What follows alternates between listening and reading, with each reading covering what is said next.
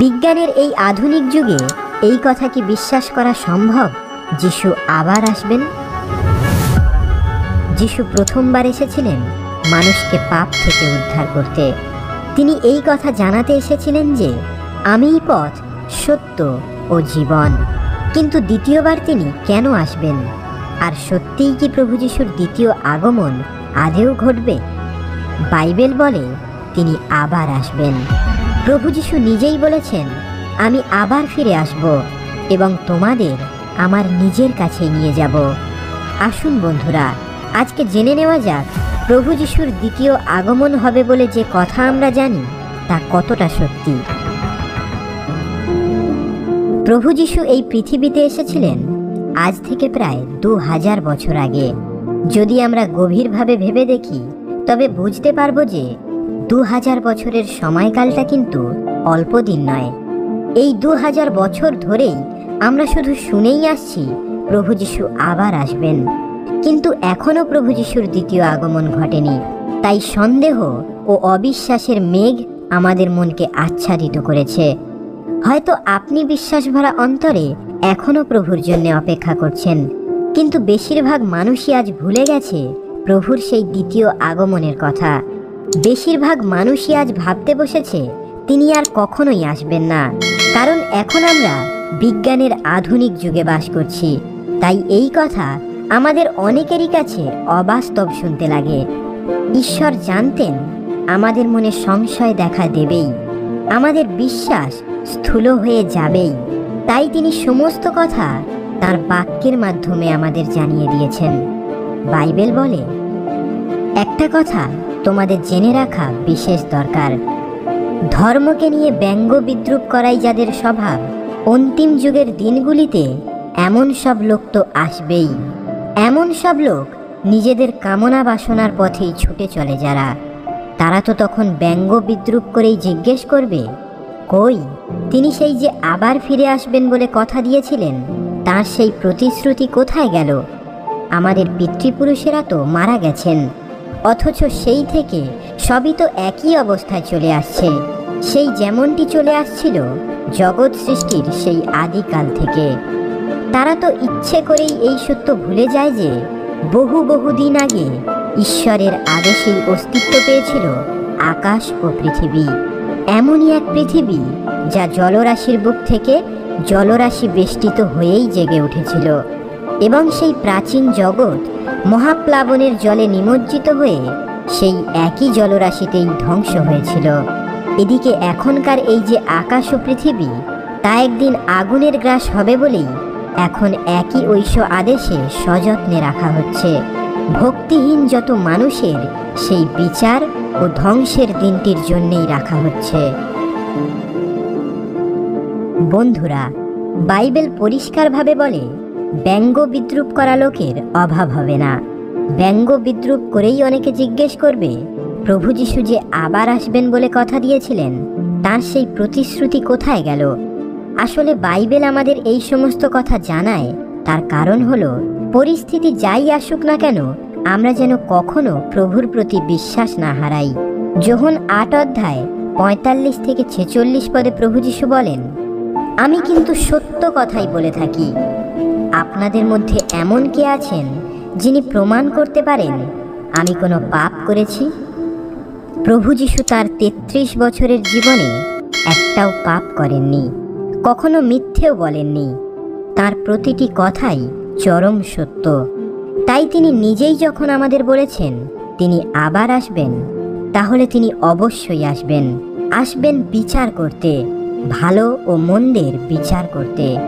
মথি রচিত মঙ্গল সমাচার 3 অধ্যায় 12 পদ বলে, ঝাড়াই বেলচাটা ওই তো তার হাতে রয়েছে, তার খামারের সব কিছুই এবার ঝাড়াই বাছাই করবেন তিনি। তার যত গম তিনি গোলা বাড়িতে এনে রেখে দেবেন, তুষগুলো কিন্তু নেভে না এমন এক আগুনে ফেলে দিয়ে তিনি তা পুড়িয়ে ফেলবেন। কিন্তু বন্ধুরা, বাইবেলে আমরা দেখতে পাই যিশু বলছেন, জেনে রাখো শীঘ্রই আসছি আমি। এমন বেশ কিছু বাইবেলের বাক্য আছে যেখানে বলা হয়েছে প্রভু যিশু শীঘ্রই আসছেন। তাহলে প্রভু কেনই বা এত দেরি করছেন? কেনই বা 2000 বছর পার হয়ে যাবার পরও প্রভু যিশুর দ্বিতীয় আগমন এখনো ঘটেনি। বাইবেল বলে, এই একটা কথা ভুলে গেলে চলবে না যে প্রভুর কাছে একটি দিন 1000 বছরের সমান এবং 1000 বছর একটি দিনেরই সমান। প্রতিশ্রুতি পূরণে প্রভু মোটেই দেরি করেন না। কেউ কেউ যদিও মনে করে তিনি নাকি দেরি করেন, আসলে তোমাদের প্রতি অসীম সহিষ্ণু তিনি। তিনি তো চান না যে কেউ বিনষ্ট হয়, বরং তিনি চান সকলেরই যেন শেষ পর্যন্ত মনের পরিবর্তন হয়। প্রভু যিশু উপমা কাহিনীর মাধ্যমে বলেছিলেন, মনে করো একটি লোকের 100টি ভেড়া আছে। এখন এদের মধ্যে যদি একটি পথ হারায়, তাহলে সে কি বাকি 99টিকে পাহাড়ে ফেলে রেখেই ওই পথ হারানো ভেড়াটিকে খুঁজতে যাবে না? সে যদি কোনো মতে তাকে খুঁজে পায়, তবে তোমাদের সত্যিই বলছি, যে 99টি ভেড়া পথ হারায়নি, তাদের জন্যে তার যতটা আনন্দ, তার চেয়েও সে ঢের বেশি আনন্দ পাবে ওই একটি ভেড়ার জন্যে। তেমনিভাবে এই তোমাদের একজনও বিনষ্ট হোক, স্বর্গে বিরাজমান তোমাদের পিতা তা কখনোই চান না। পরম পিতা আমাদের একজনকেও হারাতে চান না। তিনি তো আমাদের যথেষ্ট সময় দিচ্ছেন মন ফেরানোর, কিন্তু তবুও আমরা তার থেকে দূরে সরেই আছি। আমরা যদি এখন নিজেদের প্রশ্ন করে দেখি, প্রভু যদি আজই এখনই আমার সামনে এসে দাঁড়ান, তাহলে আমি কি পারবো তার সামনে মাথা তুলে দাঁড়াতে? আমি কি বলতে পারবো, প্রভু আমি তোমারই অপেক্ষায় ছিলাম, আমি তোমার সমস্ত আদেশ পালন করেই জীবনযাপন করেছি? আমরা আমাদের সময়কে হিসেব করার জন্য তৈরি করেছি ঘড়ি, ক্যালেন্ডার, কিন্তু ঈশ্বর কি আমাদের তৈরি ঘড়ি অনুযায়ী চলেন? কখনোই না। মানুষের কাছে যা দীর্ঘদিন বলে মনে হয়, ঈশ্বরের কাছে তা এক মুহূর্ত মাত্র। তাই বাইবেল বলে, প্রভুর সেই মহাদিনটি কিন্তু আসবেই, আসবে চোরেরই মতো।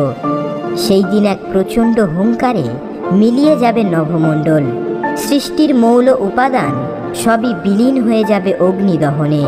তখন পৃথিবী ও পার্থিব যত কর্মকীর্তির আসল রূপ প্রকাশ পাবে। সব কিছুর যখন এইভাবে বিলয় হবে, তখন একবার ভেবে দেখো তো, কি ধরনের মানুষ তোমাদের হওয়া উচিত, কতখানি পবিত্র ও ধার্মিক জীবনই না তোমাদের যাপন করা উচিত। তোমাদের তো এখন ঈশ্বরের সেই মহাদিনটির প্রতীক্ষায় থাকতে হবে, এমন চেষ্টাও করতে হবে যাতে সেই দিনটি আরও শীঘ্রই আসে। সেই দিনটিতে নভমণ্ডল জ্বলে উঠে বিলীন হয়ে যাবে, সৃষ্টির মৌল উপাদান সবই বিগলিত হবে অগ্নিদহনে। কিন্তু আমরা তো এখন প্রভুর প্রতিশ্রুতিতে আস্থা রেখে এমন এক নতুন নভমণ্ডল, এমন এক নতুন পৃথিবীর প্রতীক্ষায় রয়েছি, যেখানে নিত্যই অধিষ্ঠিত থাকে ধর্মিষ্ঠতা। তাই প্রীতিভাজনেরা, তোমরা যখন ওই সব কিছুর প্রতীক্ষায় রয়েছ, তখন আপ্রাণ চেষ্টা করো তোমরা যেন সেই দিনটিতে নিষ্কলঙ্ক অনিন্দনীয় অন্তরেই শান্তিতেই তার সামনে দাঁড়াতে পারো। আগে থেকেই যখন তোমাদের সতর্ক করে দেওয়া হয়েছে, তোমরা সাবধানেই থাকো, যাতে নীতিজ্ঞানহীন লোকদের ভুলভ্রান্তির স্রোতে ভেসে গিয়ে তোমরা নিজেদের পায়ের তলার শক্ত মাটি হারিয়ে না ফেলো। জেনে রাখো, মেঘে পরিবৃত হয়েই আসছেন তিনি। তাকে দেখতে পাবে প্রতিটি চোখ, দেখতে পাবে তারাও যারা তাকে বিদ্ধ করেছে। তারই শোকে এবার বিলাপ করবে পৃথিবীর সমস্ত জাতির মানুষ। হ্যাঁ, তাই ঘটবে। তাই তোমরাও প্রস্তুত হয়ে থেকো, কারণ মানবপুত্র এমনই এক সময় আসবে যখন তোমরা তার আসবার কথা ভাবছই না। সেদিন লোকে যদি তোমাদের বলে, দেখো তিনি ওই তো মরুক প্রান্তরেই রয়েছেন, তাহলে তোমরা কিন্তু সেখানে যেও না। কিংবা যদি বলে, দেখো তিনি ওই তো বাড়ির ভেতরেই রয়েছেন, তাহলেও তোমরা সে কথা বিশ্বাস করো না।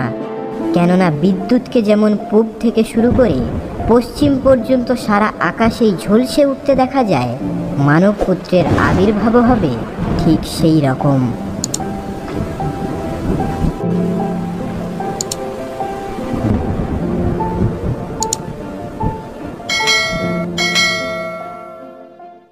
বন্ধু, ভিডিওটি কেমন লাগলো তা কমেন্টে আমাদের জানান এবং ভিডিওটি লাইক এবং চ্যানেলটি সাবস্ক্রাইব করে সর্বদা আমাদের সাথে যুক্ত থাকুন। জয় যিশু।